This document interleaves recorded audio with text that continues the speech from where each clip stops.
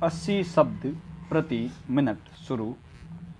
इस साक्षी का परिसाक्ष्य पूर्ण रूप से रिपोर्ट में उल्लिखित उसके वृत्तांत की संपुष्टि करता है और इस साक्षी के परिसाक्ष्य की आगे संपुष्टि अन्य साक्ष्यों के साक्ष्य से भी होती है।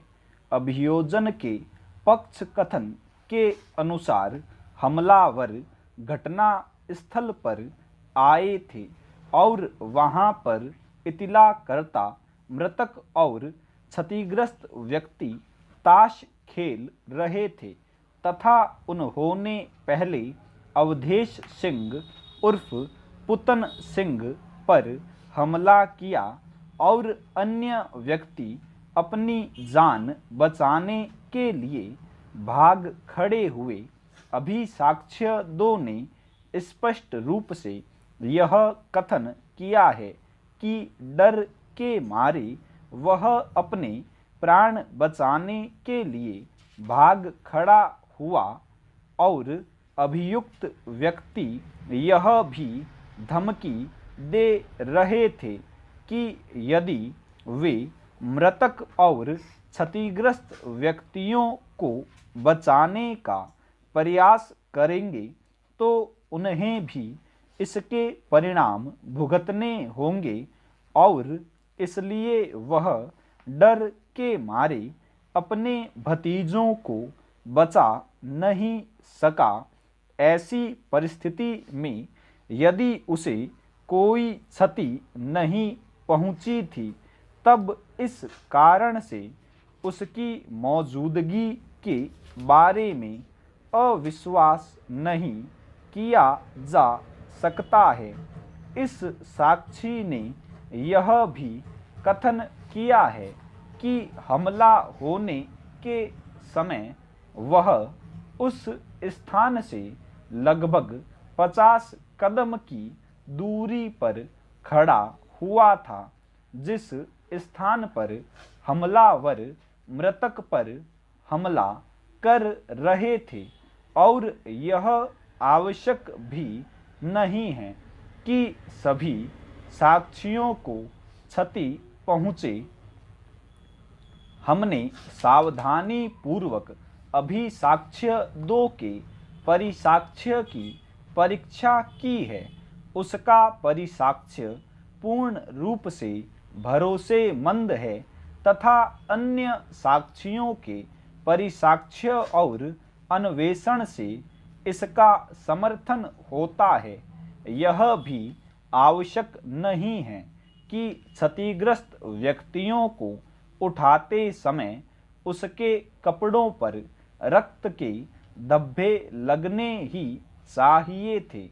अभी साक्ष्य 2 ने यह कथन किया है कि घटना स्थल से अभियुक्तों के चले जाने के तुरंत पश्चात इस साक्षी ने क्षतिग्रस्त व्यक्तियों का उपचार कराने के लिए एक मारुति वैन की व्यवस्था की थी, यानी कि व्यवस्था करने में उसे कुछ न कुछ समय अवश्य लगा होगा और उस समय तक हो सकता है कि क्षतिग्रस्त व्यक्तियों की क्षतियों से खून रिसना रुक गया हो।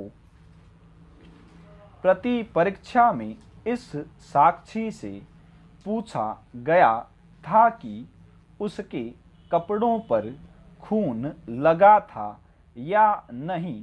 तब इस साक्षी ने यह जवाब दिया था कि पुतन सिंह राकेश के कपड़े खून से लथपथ हो गए थे।